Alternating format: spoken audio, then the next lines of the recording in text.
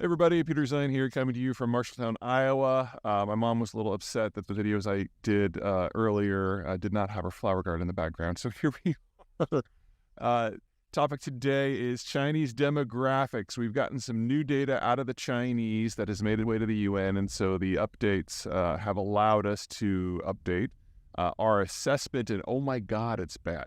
Okay, so let's start with this first graphic to show you where the official data had us as of a year and 2 years ago.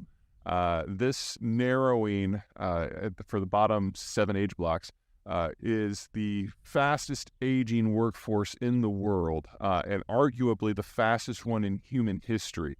This indicates that the number of new workers coming in is so small compared to the number that are retiring that you're having massive increase in labor costs. And from adjacent numbers that we do trust, I mean, Chinese data is always a little touch and go.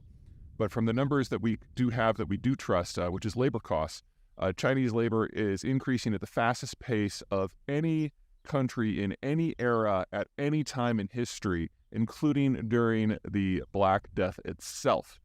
Since 2000, the cost of Chinese labor has gone up by about a factor of 15, while the size of the Chinese economy has only expanded by a factor of roughly 3.5 to 4. So really, really bad. The Chinese are only an industrial power today under this data because of the sunk cost of the industrial plant that it took to build everything that's there in the first place. Now, that's not nothing. That is huge. That's, trillions of dollars, tens of trillions of dollars. And it's highly relevant. But most industries and most subsectors that have decided to relocate to other countries have discovered that they've got shorter, simpler supply chains where they're a lot less of a political headache. Okay. Here is the new data, and as you can see that the number of children who are under age 5 has just collapsed, and there are now roughly twice as many that are age 15 as there are age 5. What happened back in 2017, well before COVID, is that we had a sudden collapse in the birth rate, roughly 40% over the next 5 years among the Chinese, the ethnic Han population, and more than 50% among a lot of the minorities. And that is before COVID, which saw anecdotally the birth rate drops considerably more, and before COVID, which probably raised the death rate considerably. We're never going to get good data on death rate, or at least not anytime soon, because the Chinese, when they did the reopening, they just stopped collecting the data on deaths and COVID and everything because they didn't want the world to know how many Chinese died, so they don't know.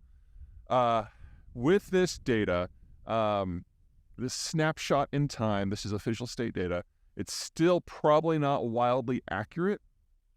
We still have the Shanghai Academy of Sciences, which is like the kind of the biggest nerd group you've got in the country, saying that the country has overcounted their population under age 45 by over 100 million people in the aftermath of the one-child policy.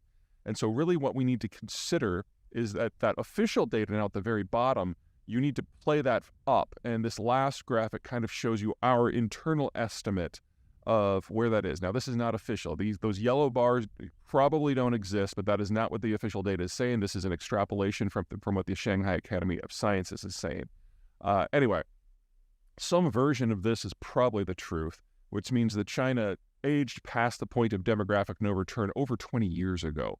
And it wasn't just this year that India became the world's most populous country. That probably happened roughly a decade ago. And it wasn't in 2018 that the average Chinese aged past the average American. That was probably roughly in 2007 or 2008. So this is not a country that is in demographic decay. This is a country that is in the advanced stages of demographic collapse. And this is going to be the final decade that China can exist as a modern industrialized nation state, because it simply isn't going to have the people to even try. So for those of you who have business in China, you're becoming more and more aware of the political system. You're becoming aware that it's becoming illegal for foreigners to even access data that in most countries is publicly available. You now have on top of that to figure out that not only is the labor force never recovering, and the labor costs you're having now are as low as they're ever going to be, consumption is as high as it's ever going to be. So even before you consider the political complications or issues with operating environment or energy access or geopolitical risks or reputational risks, the numbers just aren't there anymore. So you have to ask yourself why you're still there. Sunk cost of industrial plant? That's a reasonable answer. but it becomes less relevant with every passing year as everything else catches up. All right, you guys take care.